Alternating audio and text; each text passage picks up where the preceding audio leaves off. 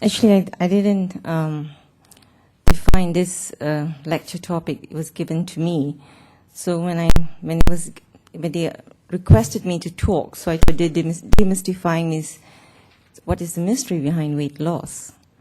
So, well, as you know, that how many of you all have ever been on any kind of a diet here?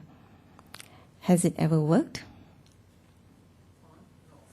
On and off, yeah. So this is what it is, a frustrated dietist. First you're fat, and then you're slim for a while, and then you're fat again. So it's just a yo-yo effect. Could I ask you what diet was that? Was it an Atkins diet or? Protein.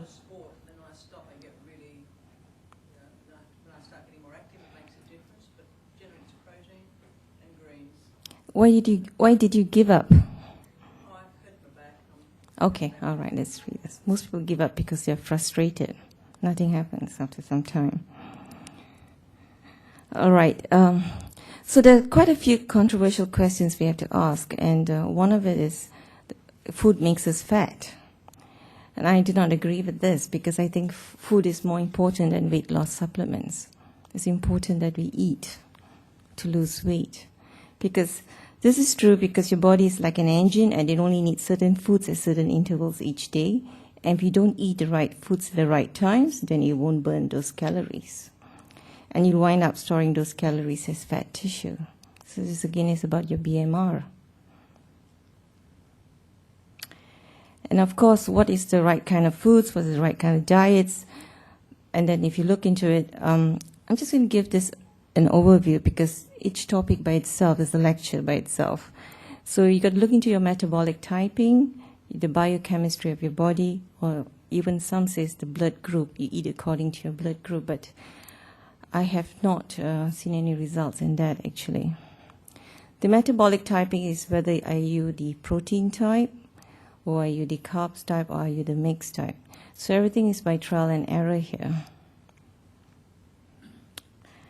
And then we actually do need food to keep us healthy and slim. And if you know that most of my patients, if they are breakfast skippers, this is when I can't take on your case, because breakfast skippers are more prone to be obese, in the sense that there are free calories in the morning. When you wake up, you know that your cortisol level is at the highest. And if you don't eat, you're going to get more stressed up, and you're going to store those fat, because you know the hormone cortisol, it stores fat. And I think about yo-yo dietists, you should not even start dieting in the beginning if you don't have the determination or perseverance to carry on, because you're going to end up fatter than you started. And those are the patients who will come back and ask you for slimming drugs.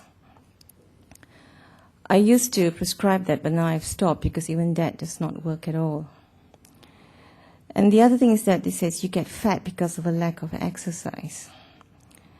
I don't really think so. It depends what you eat before and what you eat after you exercise. If you do exercise, which is a must, but most of us, because we are very busy or we're just kind of lazy, we're not disciplined. Because this is the new hormone. It's called lipoprotein lipase. So recent study shows that LPL plays an important role in the fat gaining, losing match, especially when using exercise as a way to lose weight. This study shows that it's very important to control what you eat after a training session. Because I do see a lot of people who are overweight in the gym, and they do their exercise regularly, in a disciplined manner, but they're not disciplined in what they eat.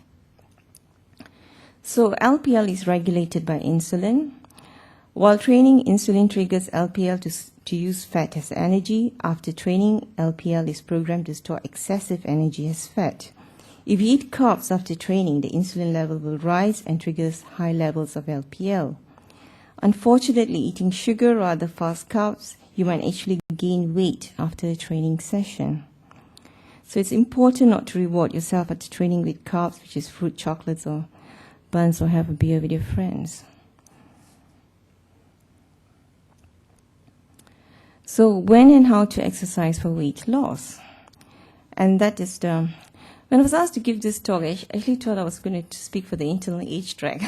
So I thought I had to go so much into hormones, how you balance up your hormones. But then again, when they told me there was an external age track, so I still realized that as physicians, you need to know how to balance your hormones.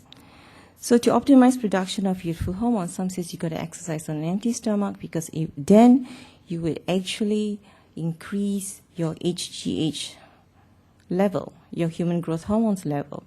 But I think there's another study that shows that even it's better to have to eat carbs before you actually exercise, because that would enhance your performance. So the more you read, the more confusing it gets on how to lose weight.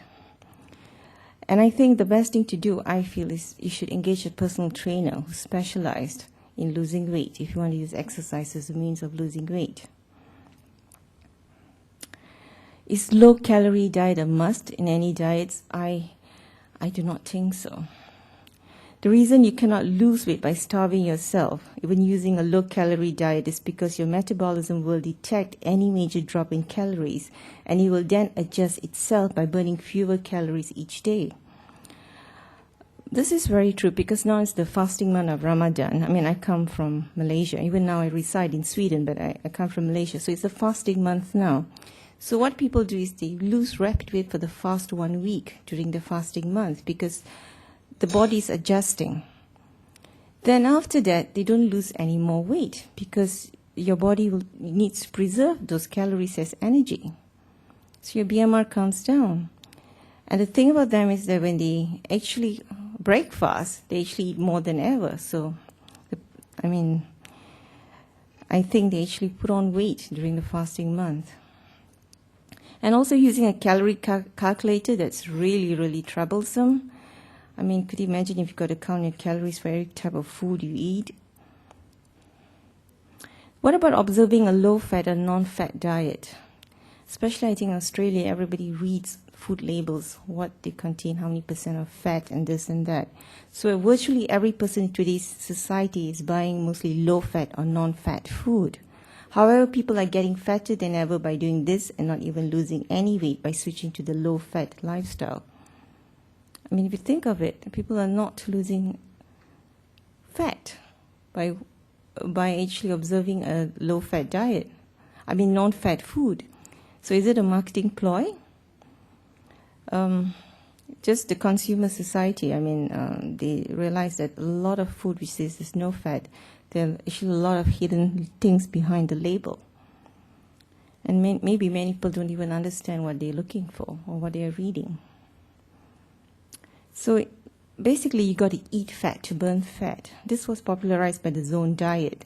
The diet centers on a 40-30-30 ratio of calories obtained daily from carbs, proteins, and fats, respectively. The Zone is a system for proper hormone balance. And this, I think, is the most important. Being an anti-aging physician, I believe that if you have your hormone in place, it's very, very easy to lose weight. When insulin levels are neither too high nor too low, and glucagon levels are not too high, then specific anti-inflammatory chemicals are released.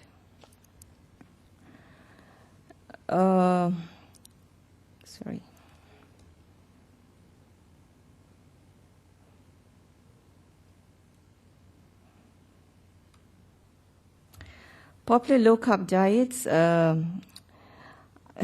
think it makes you feel miserable, because you can't eat so many things, and most of the comfort food are actually carbohydrates. And it's not a balanced diet. The most popular is Atkins, South Beach Zone diet, or the GI diet. And you must have a good knowledge on categories of food. It takes time to master it.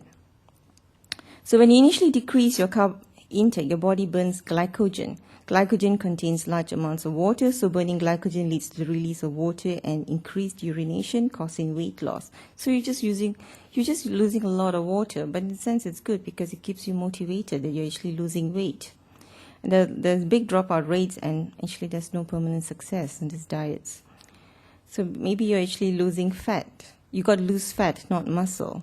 So I think going to say whether do you have to exercise, I think we still do, because you don't want to be slim and flabby still.